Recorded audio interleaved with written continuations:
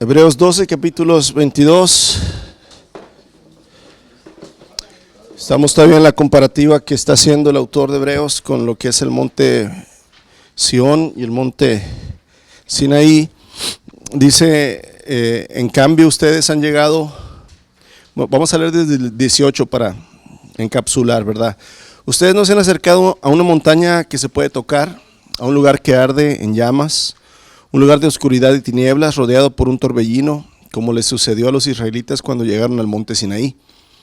Ellos oyeron un potente toque de trompeta y una voz tan temible que le suplicaron a Dios que dejara de hablar. Retrocedieron temblando bajo el mandato de Dios. Si tan solo un animal tocara la montaña, debería morir apedreado. Incluso Moisés se asustó tanto de lo que vio que dijo: estoy temblando de miedo. En cambio, ustedes han llegado al monte Sión, a la ciudad del Dios viviente, a la Jerusalén celestial y a incontables miles de ángeles que se han reunido llenos de gozo. Ustedes han llegado a la congregación de los primogénitos de Dios, cuyos nombres están escritos en el cielo. Ustedes han llegado a Dios mismo, quien es el juez sobre todas las cosas. Ustedes han llegado a los espíritus de los justos que están en el cielo y que han sido perfeccionados. Ustedes han llegado a Jesús, el mediador del nuevo pacto entre Dios y la gente, y también a la sangre rociada que habla de perdón en lugar de clamar por venganza como la sangre de Abel. Entonces vemos que el autor, amados, continúa con esta comparativa, ¿verdad?, de el nuevo pacto, el antiguo pacto. Hace y utiliza el monte Sinaí, el monte Sión, para dar una perspectiva, ¿verdad?, de lo que ahora es en Cristo, la manera en que hay comunión, perdón con el Padre, ¿verdad? Cómo es que ahora podemos acercarnos, y ya nos ha dicho en capítulos anteriores, al trono de la gracia, y vamos a recibir oportuno socorro, ¿verdad? Como ahora tenemos un mediador eterno, ¿verdad?, que es según el orden de Melquisedec, un sumo sacerdote para siempre, que es Jesucristo, no como el sumo sacerdocio humano que tenía que primero sacrificar por él mismo, ¿verdad?, el perdón de pecados y luego para el pueblo, sino que Cristo no necesita purificarse, amados, él es puro, ¿verdad?, en su naturaleza.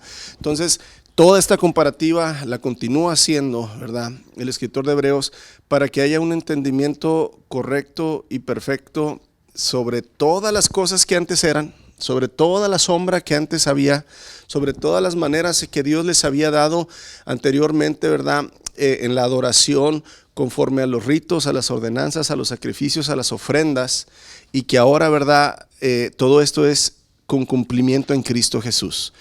Y es algo, hermanos, muy difícil de hacer, no es sencillo para el autor, porque aquí la audiencia a la que está leyendo originalmente la carta son hebreos que han estado más de 1000 años, amados, con la ley, con la manera de adorar, ¿verdad?, que se les enseñó desde precisamente el monte Sinaí. Y ahora, ¿verdad?, es introducir la gracia por medio de Cristo. Y entonces es muy hermoso, ¿verdad?, cómo el autor utiliza estos símbolos para hacer entender a los hebreos que ahora es Cristo Jesús el Hijo, ¿verdad?, en lo que hay que tener en la mirada, hay que tener, ¿verdad?, la cimentación. Y bueno, continúa entonces la explicación en el verso 23, ahí nos quedamos la semana pasada, amados. Recuerdan que estuvimos hablando acerca de los nombres escritos en el libro de la vida, ¿verdad? Como lo menciona aquí el verso 22, si mal no recuerdo, sí.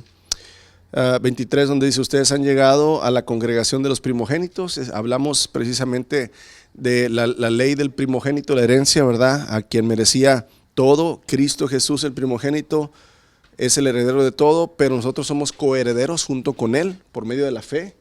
Él en su gracia quiso darnos de lo suyo, ¿verdad?, y ahora también somos coherederos con Él. Y luego dice: cuyos nombres están escritos en el cielo. Y estuvimos hablando un poco acerca de esto la semana pasada, como el Señor, ¿verdad?, en el entendimiento del rey David, Salmo 139, usted puede leer ese salmo y se da cuenta de lo que está hablando aquí el escritor de Hebreos, donde el rey David dice: Señor, tú me conoces, cuando estaba siendo formado en lo oscuro en el vientre de mi madre, tú ya me conocías, ¿verdad? En lo secreto, donde yo estaba siendo formado, tú me hablaste, Señor. Hay la palabra en mi boca, todavía no la pronuncio y tú ya la conoces, ¿verdad? Mis pensamientos, todo sabes acerca de mí. Y entonces aquí es interesante entender cómo en los cielos, ¿verdad, amados? Están los nombres de los justos. Y vemos que dice que nadie que no esté escrito en el libro de la vida va a poder entrar a esa hermosa reunión con Dios, ¿verdad? Y los santos y los ángeles. Así es que continúa él donde dice en el verso 23.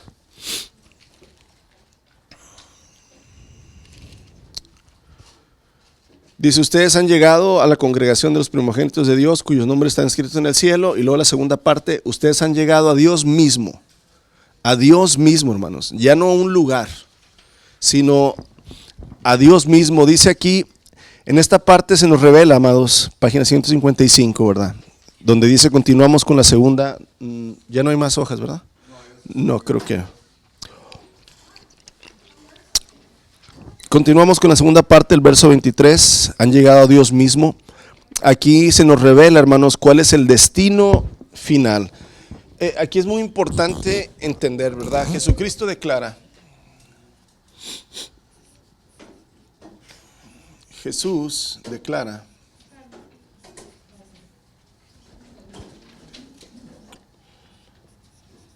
Ser el camino.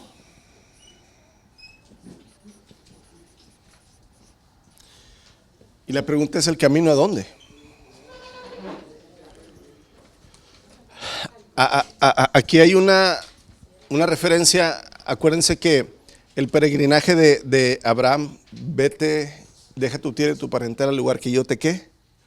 Te mostraré, que yo te daré.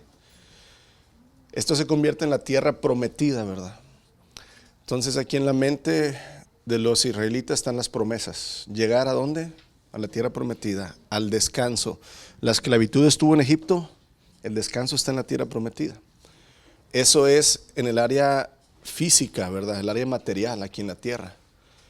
Pero luego se nos dice que hay algo más grande, hermanos, más hermoso que la tierra prometida, que la Jerusalén terrenal. Eso lo vimos la semana pasada.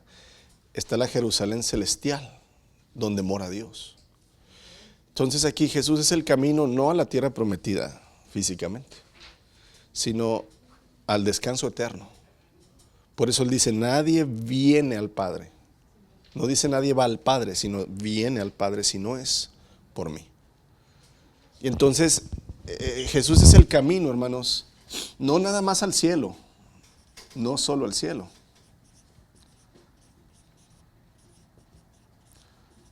sino al Padre. Nadie viene al Padre.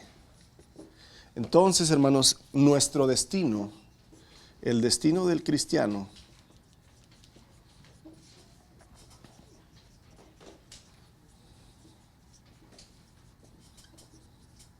es el Padre. ¿Dónde está el Padre? En el cielo. Pero en sí, el destino es Él. Él es la meta. Él es en sí la promesa. Vengan, ¿verdad? Yo les daré descanso, yo los haré descansar. Echen sus cargas sobre mí. Y Él es Cristo mismo, el Dios, el Padre, hermanos. Es el lugar, ¿verdad? Es el destino. Y aquí es donde entonces el escritor quiere ponerlos en la mente. O sea, no han llegado nada más a la Jerusalén celestial o al cielo, sino que han llegado al Dios mismo, al Padre. Y aquí entonces no hemos llegado solamente a un lugar, al cielo, hermanos, sino hemos llegado a Dios mismo, a su presencia. Y lo dice, han llegado a Dios mismo, quien es el juez sobre todas las cosas. Y aquí entonces empieza a describirnos por qué es necesario llegar a Dios. Y nos da esta primer atributo de Dios. Dios es juez. Han llegado a Dios, quien es juez sobre todas las cosas. ¿Por qué no pone, han llegado a Dios quien es amor o quien es santidad? Sino que dice, han llegado a Dios quien es juez. Porque acuérdense de esto, amados. La primera cosa que Dios va a hacer cuando lleguemos, va a dar juicio, va a ser justicia. Es lo primero que va a hacer el Señor cuando lleguemos a la gloria. A los que no anduvieron conforme el camino, se les pagará conforme a sus obras. Y a los que por fe anduvimos en Cristo en el camino, se nos recompensará por gracia y por fe, ¿verdad? Las cosas que el Señor quiera darnos. Y aquí es donde dice, han llegado a Dios mismo, quien es juez sobre todas las cosas. Dándonos a entender, amados, cuando el Señor Jesucristo dice que Él hará justicia. Mía es la venganza, yo daré el pago, dice el Señor. Aquí es donde muchas veces, ¿verdad? Todo lo injusto que se vivió en la tierra será juzgado. Muchas cosas ya han sido perdonadas por Cristo Jesús, sus pecados y los míos. Si hemos tenido un arrepentimiento genuino que viene del cielo y hemos creído con todo nuestro corazón en lo que es el perdón del Señor Jesucristo y andamos en Él, ya nuestros pecados han sido perdonados. Pero dice el Señor que angosto es el camino y que muy poquitos entran por Él. Entonces, ¿qué está pasando aquí, hermanos? Va a haber muchísimos que Dios va a juzgar. La gran mayoría. Ahí es donde se hará justicia.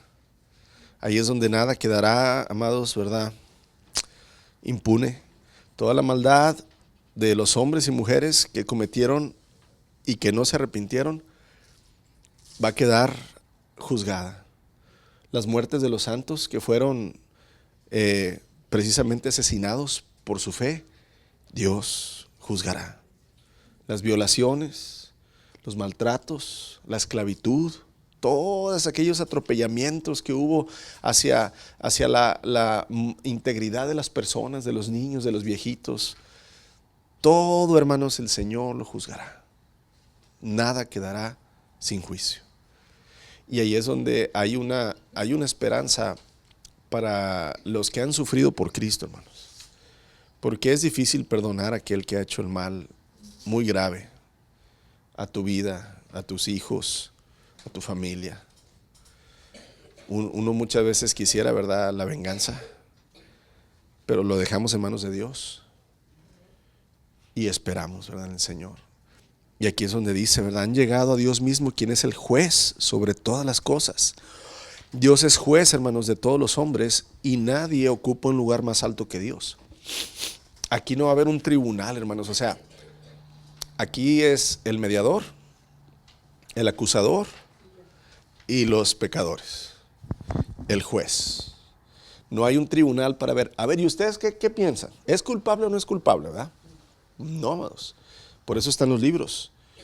Y cada uno, dice Apocalipsis, y cada uno, desde el más chico al más grande, fueron juzgados por lo que estaba escrito en los libros. Entonces, no hay, hermanos, una posición más alta de autoridad que es el juez justo, ¿verdad? Dios mismo, el Dios todopoderoso. En el monte Sinaí, hermanos, Dios se acercó a Israel para darle una ley y hacer pacto con ellos. Fíjense, sigue la comparativa, ¿verdad? O sea, en el monte Sinaí, Dios se acerca y le da una ley a su pueblo. Les dice, ¿verdad?, cómo vivir, cómo andar bajo un pacto, ¿verdad? No los juzgó, sino que apareció como legislador. O sea, aquí no los juzgó, aquí les dio la ley. Legislar quiere decir ordenar las cosas. Aquí el Señor, ¿verdad?, se acercó a Israel y le dio la ley y se hizo su legislador. Les dijo cómo andar. Pero en el monte Sión, hermanos, ¿verdad?, en la Nueva Jerusalén, aquí es donde hay una diferencia muy grande. Aquí, hermanos, prácticamente, ¿verdad?, los lectores de Hebreos entienden que Dios es juez sobre todos los hombres. Por consecuencia, todos deben compadecer ante Él sentado en el monte Sión, ir a la Jerusalén celestial. Dios convocará, ¿verdad?, a su pueblo al estrado judicial, no para condenarlo. Nosotros vamos a ser testigos y testimonios de la justicia de Dios. ya nos justificó, Él ya nos ha justificado, ¿verdad? Dios va a declarar justos porque su Hijo ha pagado la deuda por ellos. Aquí no hay un juicio para los que somos, ¿verdad?, cristianos, que somos seguidores de Cristo, ¿verdad? No me estoy refiriendo a la religión cristiana, hermano. Me estoy refiriendo a un verdadero seguidor de Cristo, ¿verdad? Entonces, aquí el Señor, hermanos, se acercó, nos dio la gracia, pero aquí el Señor sí va a ser juez. ¿Sí? Y entonces, el entendimiento lo debe de tener su pueblo, donde la mano derecha de Dios está llena de justicia, dice, ¿verdad?, el rey David ahí en Salmo 48:10. Él va a recompensar a su pueblo, renovándolo de acuerdo a su imagen de verdadera justicia, santidad y conocimiento. Aquí es donde dice que el Señor, hermanos, nos va a hacer a la imagen de su Hijo, donde dice que somos conformados día tras día o gloria tras gloria hasta llegar a la imagen de ¿quién? De su Hijo. Una imagen santa, una imagen perfecta. Aquí es donde ya no hay juicio sobre los que hemos creído en la obra de Jesucristo, sino que ahora nosotros somos testigos, ¿verdad?, del juicio hacia los que no aceptaron, amados, ese pago por los pecados. Y entonces continúa ahí en el verso, dice, ustedes han llegado a los espíritus de los justos. Primero nos dice que hemos llegado, hermanos, a Dios mismo, quien es el juez. Y luego nos dice, ustedes han llegado a los espíritus de los justos. ¿Quiénes son estos? Espíritus de los justos ya hechos perfectos. ¿Quiénes son? O sea, es decir, hemos llegado a Dios. Anteriormente en el verso 22 nos dice, y a una multitud de ángeles reunidos. Ahora dice, han llegado a Dios mismo y a los espíritus de los justos. Hay algunos expositores, aquí tenemos que entender, hermanos, que hay muchos pasajes en la Biblia que son difíciles de explicar, que no tenemos una línea así clara, clarititita de decir, es exactamente esto. Pero podemos, según conocemos la Escritura y según conocemos al Señor, podemos deducir ciertas cosas. Hay algunos expositores que tienen la opinión de que estos espíritus, ¿verdad?, de los justos son los creyentes del Antiguo Testamento. O sea, Moisés, Salomón, David, Noé, todos ellos, ¿verdad?, los profetas. Son espíritus, ¿verdad?, de los que estaban en el Antiguo Testamento, en el Antiguo Pacto. Otros piensan que el escritor se refiere a los santos del Nuevo Testamento que han muerto, como cuando Pablo dice, hey, no se preocupen, iglesia, porque los muertos en Cristo resucitarán primero. Otros creen, no, los espíritus de los justos son esos, los que ya murieron en Cristo, ¿verdad?, y que todavía no habían llegado. Aquí el punto es este, hermanos, pero todos los creyentes, tanto los del Antiguo Testamento como los del Nuevo Testamento, que han sido traspasados a la gloria, son declarados justos. ¿Sí? Nadie, dice Pablo que nadie fue declarado justo por la ley. Nadie pudo. Entonces, cuando el apóstol Pablo, hermanos, dice ahí en el libro de Colosenses que Jesús reconcilió las cosas que están en los cielos y las que están en la tierra, dices tú, ah, caray, ¿cómo que reconcilió las cosas de los cielos? Los que estamos en la tierra somos ¿quién? Nosotros. Hay cosas, hermanos, que el Señor no nos deja ver en su palabra porque no son necesarias para que nosotros andemos en la salvación.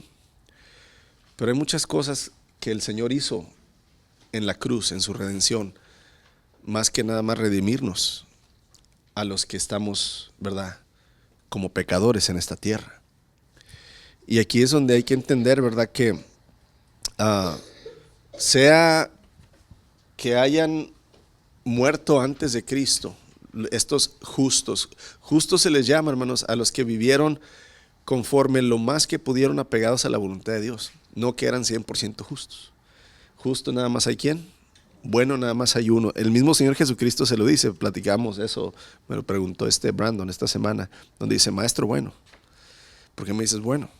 El mismo Señor Jesús lo dice, si bueno solo hay uno, ¿verdad? dando a entender que la justicia, y aquí lo hemos visto, es por medio de la fe. Abraham fue justificado no por su propia justicia, sino por su fe. Noé fue justificado no por su propia justicia, hermanos, sino por su fe. Y así Job y todos los demás. Entonces, nosotros hemos sido justificados por la fe en Cristo Jesús. Y aquí es donde, sea que estos espíritus de los justos sean los del antiguo pacto o los del nuevo pacto, o seamos todos hemos sido justificados, hermanos, por la causa de Cristo. Amén. Entonces viene la siguiente pregunta. Entonces, ¿cuál es la relación entre los santos que están en la tierra y los santos que están en el cielo? Porque dice, ustedes han llegado a Dios mismo, el juez sobre todas las cosas, han llegado a los espíritus de los justos.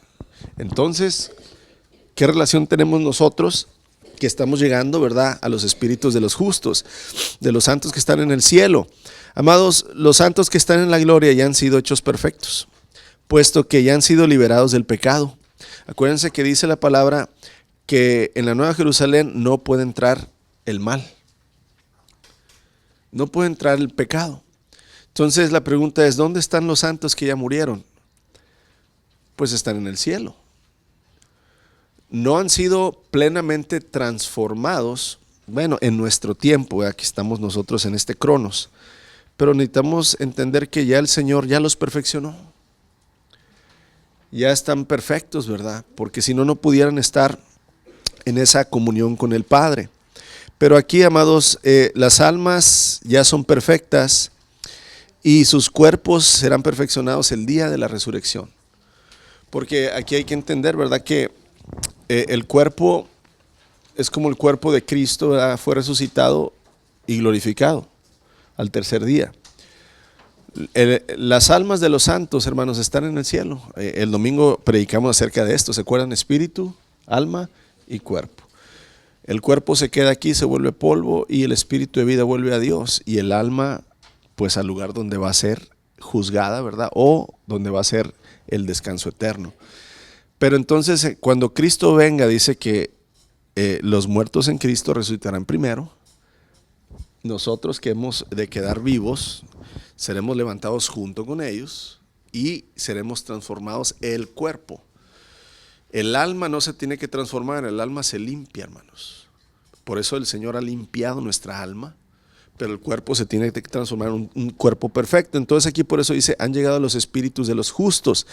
Entonces aquí, hermanos, prácticamente en principio los creyentes que están en la tierra comparten la perfección que Cristo le da a su pueblo. Es decir, nosotros somos santos no porque por nuestras propias obras, somos un pueblo santo porque el que nos compró, el que nos adquirió como pueblo es santo, ¿verdad? Vamos a llamarlo, ¿verdad?, de esta manera. Él nos adoptó, nos ha dado su apellido, nos ha dado su herencia. No la merecemos, no somos, ¿verdad?, hijos de Dios en la parte como el Señor Jesucristo, que eres el unigénito Hijo de Dios, pero Él nos ha adoptado como su familia. Pablo lo dice en Efesios capítulo 1, creo, donde dice que a Dios le dio mucho gusto hacer esto, adoptarnos y santificarnos. Entonces, ahorita, hermanos, nosotros somos santos porque Cristo es santo. Aunque nuestro cuerpo, ¿verdad?, todavía tiene pecado, Él nos ha santificado, nos da de su santidad. Aquí es donde entonces, amados, se regocijan ante la presencia de Dios esta multitud, ¿verdad?, al unirse a los santos del cielo. Solo la muerte separa a la iglesia de aquí abajo de la iglesia de ahí arriba. Qué bonito eso, fíjate. Es decir, ¿qué nos está separando ahorita de estar en la gloria, hermanos? Pues la vida del cuerpo es la que nos está separando. Si estuviéramos muertos en el cuerpo, ya estuviéramos ¿dónde? En la gloria. Y aquí es donde Pablo dice, para mí si vivo es Cristo y morir es ganancia, porque ¿qué me separa de Cristo? Oh, el paso de la muerte a este cuerpo. Por eso dice Pablo, este cuerpo de corrupción se va a convertir en un cuerpo incorruptible. Y dice Pablo, ay, ya quisiera, ¿verdad?, que este cuerpo se esfumara para yo poder ya estar en la gloria con el Señor. Entonces, qué hermoso, hermanos, ese día que la iglesia, el pueblo de Dios, se reunirá por completo, ¿verdad? Los santos que ya están en la gloria y aquellos que todavía estamos aquí en la tierra. Por eso son las bodas del Cordero. Por eso la novia, hermanos, se presenta, ¿verdad? Bonita, perfecta, vestida con el novio. Y se hace esa hermosa boda donde el Cordero se une por completo a los suyos, ¿verdad? Y bueno, el Señor mismo Jesucristo habló, ¿verdad? Varias veces de esto, de las bodas del Cordero. Nos dio algunas parábolas, la parábola, ¿verdad? De las 10 vírgenes. Esta semana estábamos hablando de una boda que va a haber de una persona aquí en la iglesia, del lado de inglés. Y luego como que el pastor Lance, ¿verdad? Dice, ¿para qué gastan en las bodas? Que esto y que lo otro y bla, bla, bla. Ya lo estoy quemando al pastor Lance. Y luego de repente me quedo pensando yo, digo, a ver, el primer milagro del Señor Jesucristo lo hizo en una boda. Y no les reclamó y no les dijo, ¿por qué están echando la casa por la ventana en la boda? Porque para nosotros muchas veces es ya un gasto, o sea, ¿cómo se dice? Un gasto, un lujo. Ay, se gastó. Claro, hermanos, no vamos a comprar un traje de oro, ¿verdad? Pero lo que me refiero es, en realidad se celebra un pacto. Es que anteriormente era un pacto el casarse. Ahorita es un contrato, ¿verdad? Por medio de la ley. Pero en realidad se estaba celebrando un pacto, se estaban uniendo dos familias. Y aquí, en este caso, con el Señor Jesús y su pueblo, hermanos, va a ser grandioso.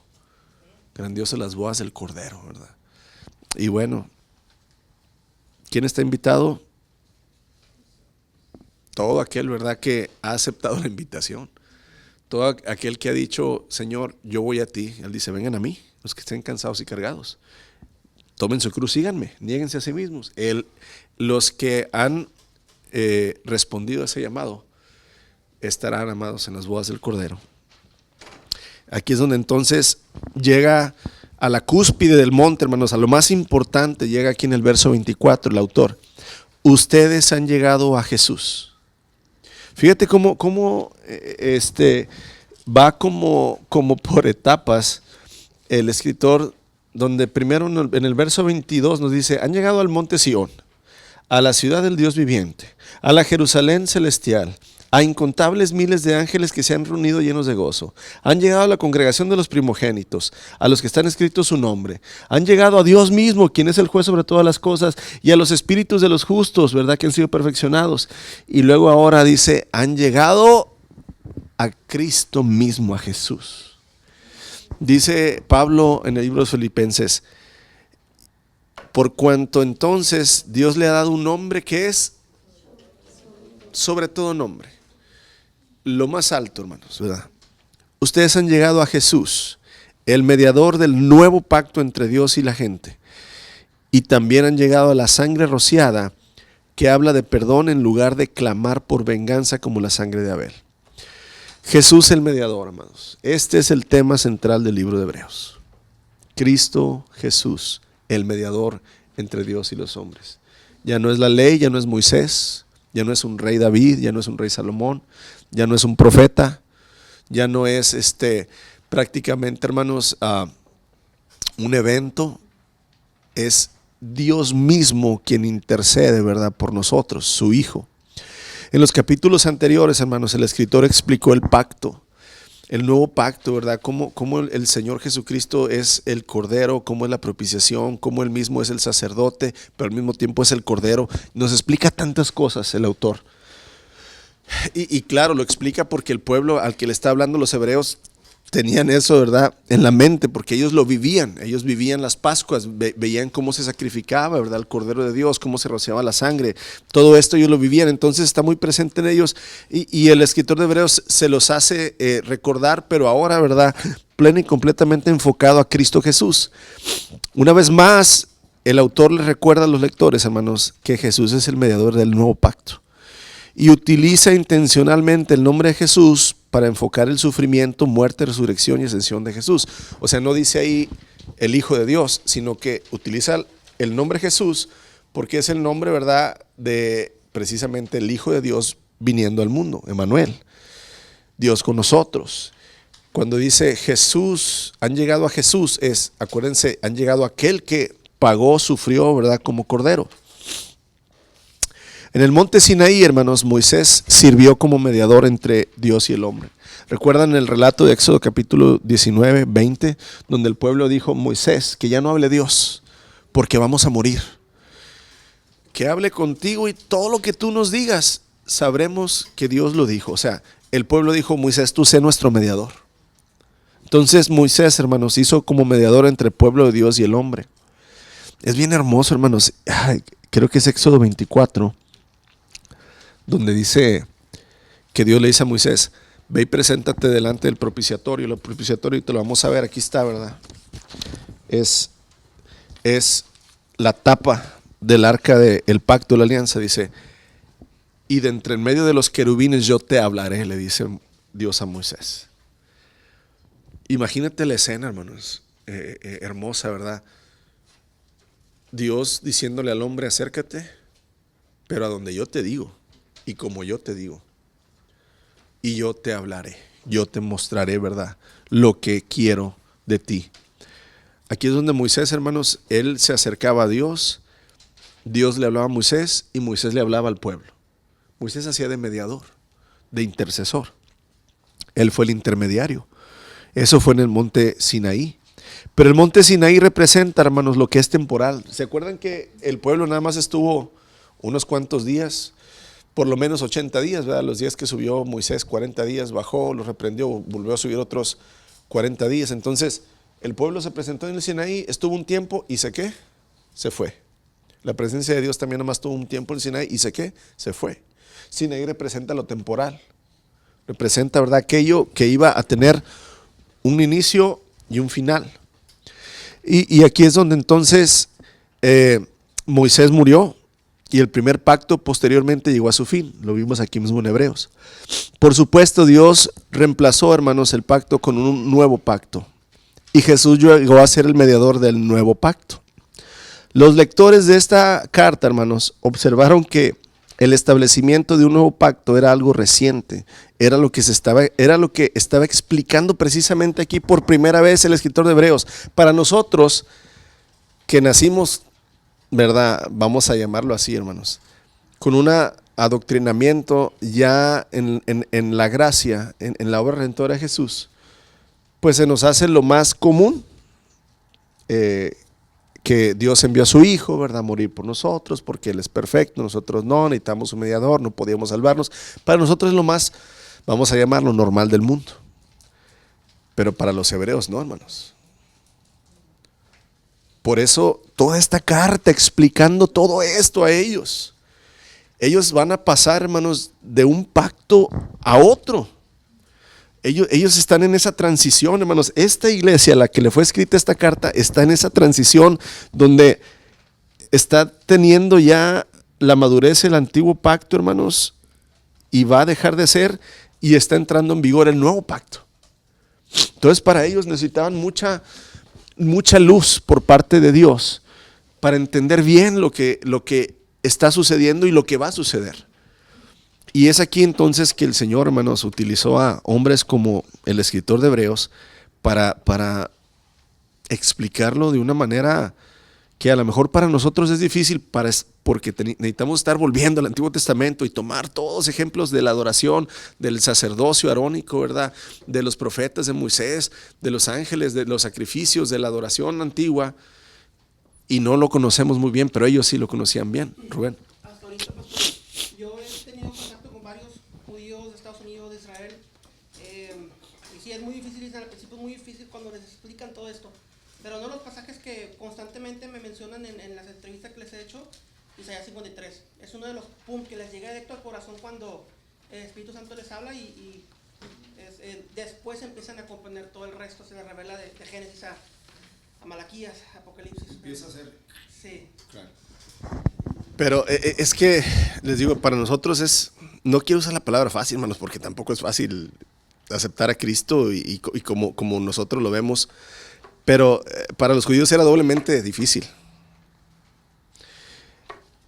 Yo creo que, no sé cuántos de ustedes fueron realmente devotos a su religión antes de venir a Cristo.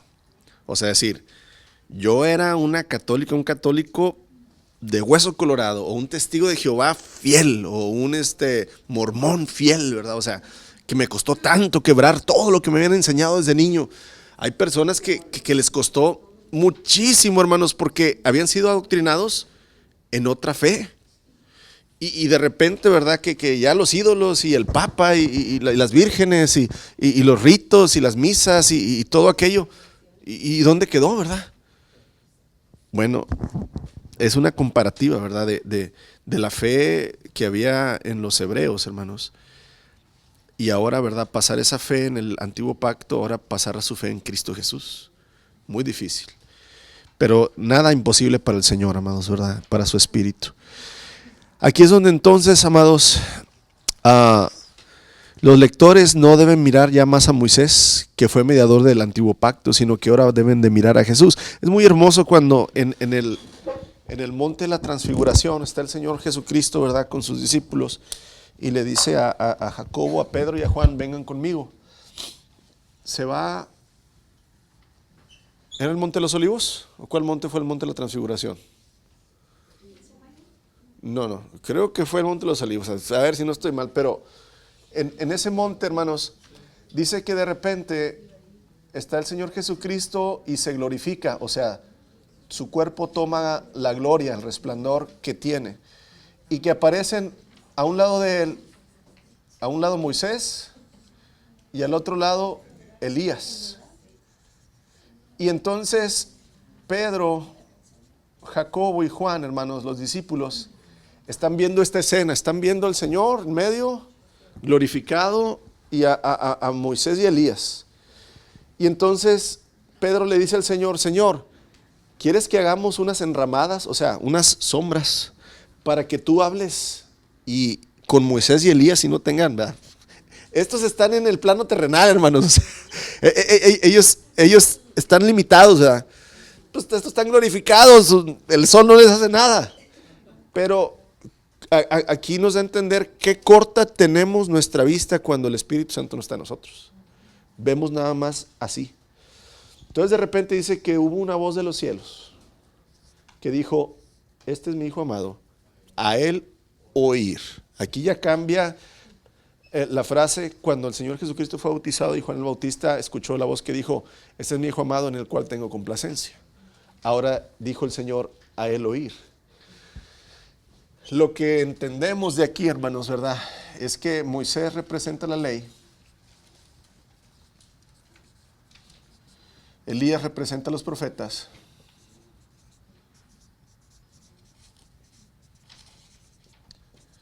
pero Cristo es el Cordero de Dios que quita el pecado del mundo. Y a la misma vez es el cumplimiento de la profecía y de la ley. Amén. El Cordero de Dios es el cumplimiento. Entonces, aquí lo que tenemos que entender es que el Señor está diciendo, ¿verdad?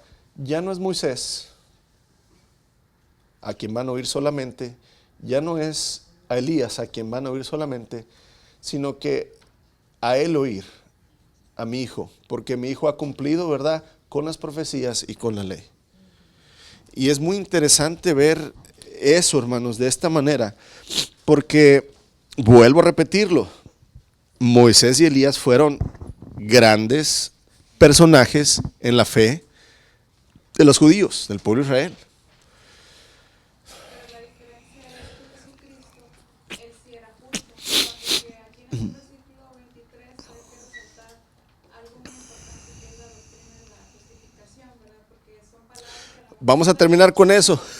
Vamos a terminar con eso. cuando escuchamos suena así como que bien difícil, o sea, ¿qué es la justificación? Pero una manera así rapidita de comprenderlo es de que nosotros le dimos nuestros pecados a Jesús y Jesús nos dio su justicia a nosotros. Y de esa manera nosotros somos justificados a través de la obra, ¿verdad?, del sacrificio, la muerte de Jesucristo. Y en ese momento, ¿verdad?, es cuando nosotros podemos tener una comunión con el Padre, pero nada más por Él, porque era el único justo, el único que podía hacerlo. No por la ley, Ni por obras, no por obras, simplemente por el mediador. O sea, Y aquí, ¿qué es ser justificado? Es ser declarado justo. Es cuando un juez dice, ¿verdad?, culpable o inocente. Pero aquí nosotros no somos juzgados inocentes, somos juzgados justificados. Eres culpable, pero te justifico. El Señor te declara no inocente, te declara, ¿verdad?, justo, aunque eres culpable. Pero vamos a ver ahorita eso al final. Es un punto muy importante, porque aquí es donde dice la sangre rociada, ahí es donde se hace la justificación. Ahora, nada más aquí, hermanos, es tomando esto, ¿verdad? Jesús, como mediador del nuevo pacto, Él llama al creyente a una obediencia alegre y agradecida. Quita la carga de la culpa que tenía la ley, limpia la conciencia del pecado, le concede el don de la vida eterna y entonces funciona como intercesor a favor de su pueblo. Esto no lo podían hacer los profetas o la ley, hermanos. La obra completa de la justificación, ¿verdad? Quitar la culpa, limpiar la conciencia, conceder el perdón, hermanos, la vida eterna e interceder a favor delante de Dios, solo lo hace Jesucristo. Aquí no lo podía hacer, ¿verdad?, un sumo sacerdote, no lo podía hacer un rey, no lo podía hacer, ¿verdad?, un profeta. Podían interceder, sí, pero no te podían declarar inocente, hermano, no te podían limpiar la conciencia, no te podían quitar la culpa de la carga. O sea, ¿qué hacía un sumo sacerdote, hermanos? Ofrecía un sacrificio para el perdón de tus pecados. Pero ya en el libro de Hebreos vimos que esos sacrificios no quitaban la culpa de la persona, o sea, en tu mente, no quitaban la culpa. Te daban un descanso, hermanos, del juicio de Dios. Decías tú, aunque pequé, ya cumplí con lo que establece la ley para que mi pecado sea, ¿verdad?, justificado. Pero la culpa, hermanos, seguía. Y el corazón no se limpiaba. Entonces aquí es donde el profeta Ezequiel, ¿verdad?, bueno, Dios le habla a Ezequiel, le dice, hey, yo les quitaré ese corazón, ¿qué?, de piedra, y les daré un corazón blandito, ¿verdad? Aquí es donde ni las obras, ni seguir la ley, ni seguir a un profeta, hermanos, puede hacer eso. Solamente Jesucristo, ¿verdad? ¿Cómo lo logra el Señor? Aquí es donde ya al final, ¿verdad?, dice, han llegado a la sangre rociada. Ustedes han llegado a los espíritus de los justos que están en el cielo, han llegado, ¿verdad?, a Jesús, el mediador del nuevo pacto entre Dios y la gente, y también a la sangre rociada, que habla de perdón en lugar de clamar por venganza, como la sangre de Abel. Aquí cuando Moisés, hermanos, confirmó formalmente el primer pacto en Sinaí, es muy hermoso ver esta escena. Imagínense, ¿verdad? El monte Sinaí no es un monte enorme, así, muy alto ni nada. Pero aquí hay un valle muy, muy grande, ¿verdad?, donde todo el pueblo de Israel estaba. Al pie del monte Sinaí, hermanos, se hizo un altar, ¿verdad? Un altar. Y pues todo el pueblo de Dios, ¿verdad?, estaba frente a Moisés. Acá está el Señor, ¿verdad?, en su gloria, en el monte, en la nube de fuego, de truenos. Acá está todo el pueblo de Israel, aquí está Moisés. Aquí le traían los animales, ¿verdad?, para ser sacrificados. Moisés, ¿verdad?, los ofrecía, y Aarón. Y entonces se tomaba la sangre, ¿verdad?, y se rociaba sobre el pueblo, hermanos. Se aventaba la sangre, ¿verdad?, sobre el pueblo, sobre el altar, ¿verdad?, sobre la ley.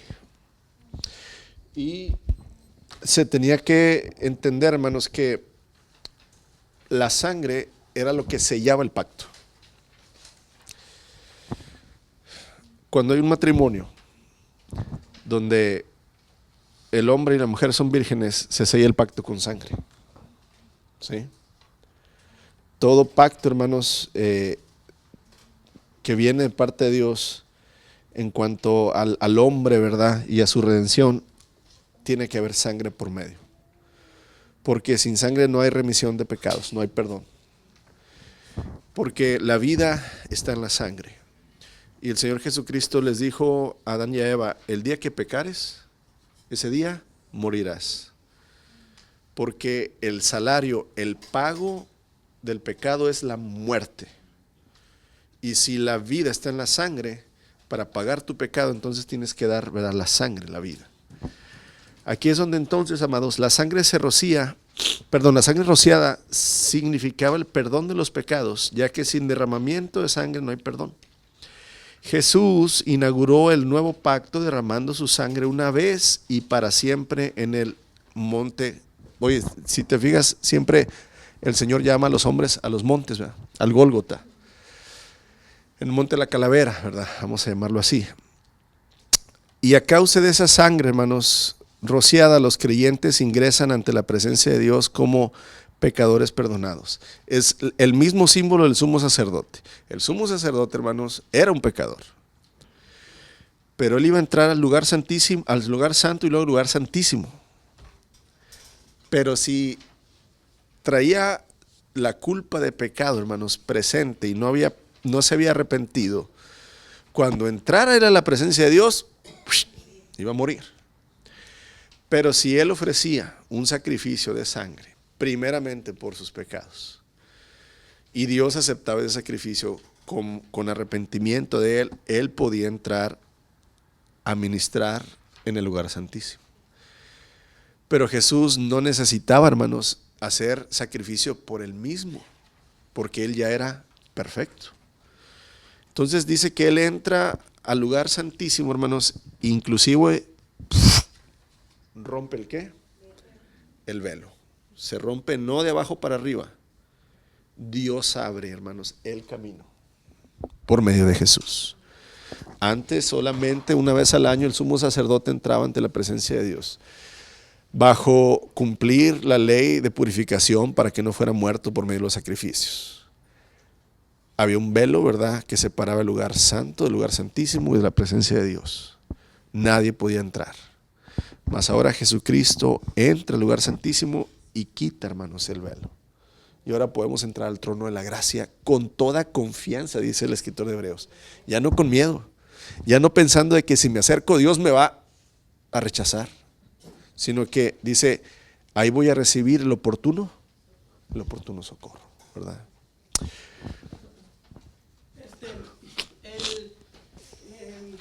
Sabemos que la presencia de Dios habitaba en el jardín del Edén junto con Adán y Eva, y puso unos querubines al momento de expulsarlos. En el velo que menciona habían imágenes de querubines y en el templo había grabados de palmas y todo. Entonces al momento que él quiebra, se desgarra el velo al lugar santísimo, al Kodesh HaKodeshim. Haz de cuenta que representa a Jesús. Había una espada flameante para entrar al jardín del Edén. La cruz o los clavos, la lanza, representa a él tomando esa herida por nosotros para poder pasar a través de los querubines que estaban también en las cortinas y llevarnos otra vez a la presencia divina que se manifestaba en el arca de la alianza, donde también hay querubines, guardianes de la presencia divina.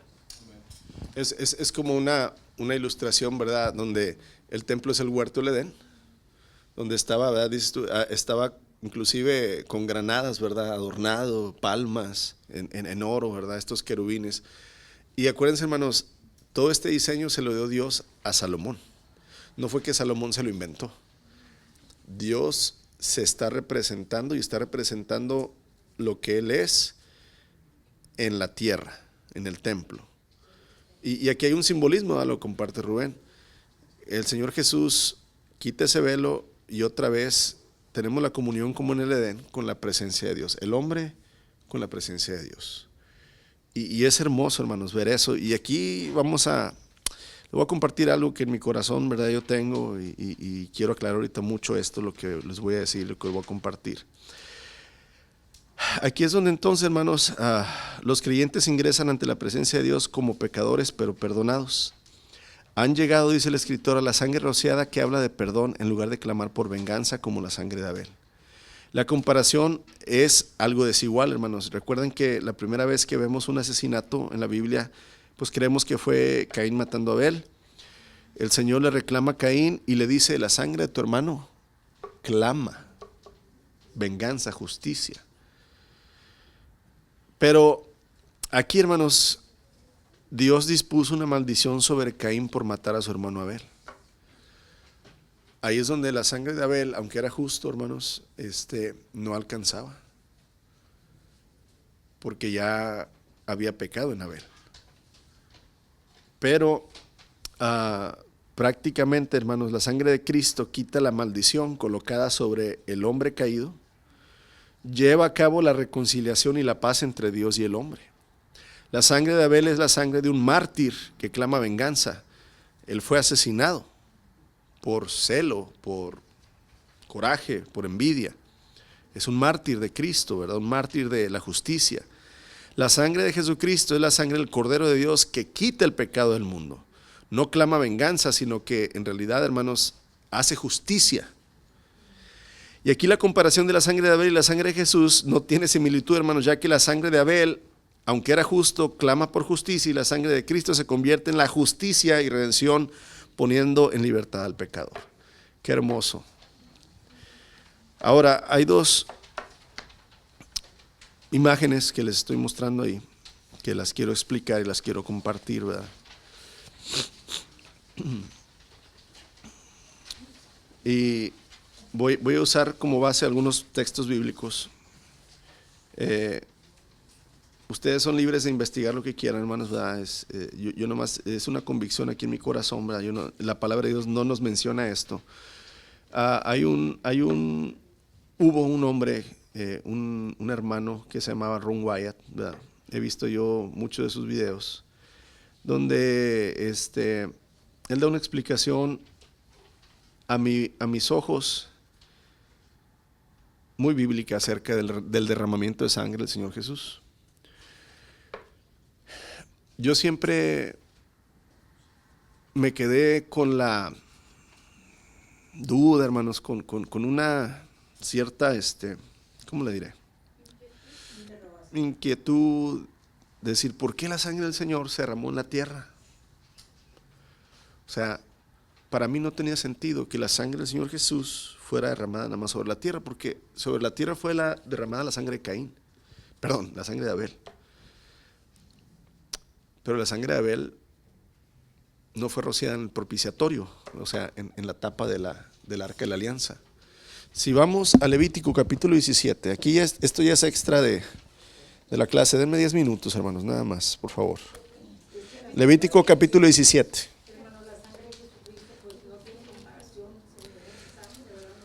No, pero acuérdense que pues el pueblo de Israel estaba acostumbrado a la sangre de los toros, de los machos cabríos. Entonces aquí el autor de Hebreos quiere que ellos ya se olviden de toda esa sangre que año tras año, tras año, tras año fue derramada, y que entiendan que la sangre del Cordero de Dios, que sí quita el pecado del mundo, ya fue derramada. Ya no hay necesidad de más sacrificio. En Levítico 17, hermanos, el Señor le da toda una ordenanza al pueblo de Dios acerca de cómo usar la sangre. Les da mandamientos, ¿verdad?, acerca de evitar, ¿verdad?, comerla y todo esto, ¿verdad? Y uno empieza a entender que la sangre es algo más que físico. Lo vuelvo a repetir, en la sangre está la vida. Ya dijimos el domingo lo que Pablo dice: todo vuestro ser, espíritu, alma y cuerpo sean, ¿verdad?, guardados en santidad hasta que el Señor venga, y Él es fiel y Él lo hará. Entonces, si el Señor les da una prohibición a los israelitas de no usar la sangre, hermanos, para cocinarla, para comerla, para derramarla nada más así, sin valor, hay algo que nosotros debemos entender, ¿verdad? Hay mucha prohibición aquí acerca de eso. Y exclusivamente para Dios. O sea, cuando había un sacrificio, hermanos, la sangre, ¿verdad?, era derramada sobre el altar con un propósito, pues que era la remisión de pecados.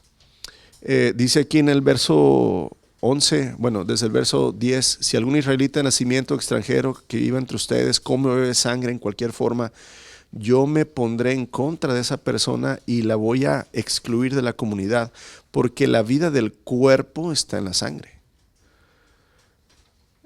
Les he dado la sangre sobre el altar con el fin de purificarlos para hacerlos justos ante el Señor. Es la sangre dada a cambio de una vida la que hace posible la purificación.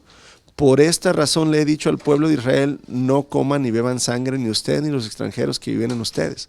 O sea, el Señor les pone en la mente una imagen muy sagrada al pueblo de Israel de la sangre, y es precisamente guardando esto en santidad, para que cuando llegara el momento en que la sangre del cordero fuera rociada, ellos entendieran el propósito. Entonces el Señor Jesucristo en Mateo capítulo 5, verso 17 dice, yo no he venido a abrogar la ley. O sea, Jesús dijo, yo no he venido a quitar la ley, sino he venido ¿a qué? Ok, a cumplirla. La sangre pascual del cordero, hermanos, para que hubiera remisión de pecados, tenía que ser rociada en el arca del pacto, no en la tierra. Y entonces aquí uno empieza a leer, por ejemplo, Levítico 16, 14. El Señor es muy específico en esto. Vamos desde el 13, Levítico 16, 13. Ahí en la presencia del Señor pondrá el incienso sobre las brasas encendidas, a fin de que una nube de incienso se eleve sobre la tapa del arca, el lugar de la expiación que está sobre el arca del pacto. Si sigue estas instrucciones no morirá. Está hablándole al sumo sacerdote. Verso 14. Después tomará un poco de la sangre del becerro, mojará su dedo en ella y la rociará del lado oriental, o sea, del lado derecho de la tapa de la expiación. También rociará la sangre 7 veces con su dedo delante de la tapa de la expiación. Cuando usted ve, ¿verdad?, esta imagen, la sangre siempre tenía que ser rociada de este lado. El sumo sacerdote está viendo el arca así, ¿verdad? Aquí nos dice que tenía que ser derramada la sangre del becerro o del cordero, el lado oriental, ¿sí? Del lado derecho. No crea que era sobre toda la tapa, era del lado derecho. Y uno dice, ¿por qué? ¿Por qué del lado derecho? ¿Por qué no sobre toda la tapa? Y aquí es donde entonces, amados, el apóstol Pablo empieza a hablarnos, porque solo hay un mediador entre Dios y los hombres, el cual dio testimonio a su debido tiempo. El arca del pacto es el arca del testimonio.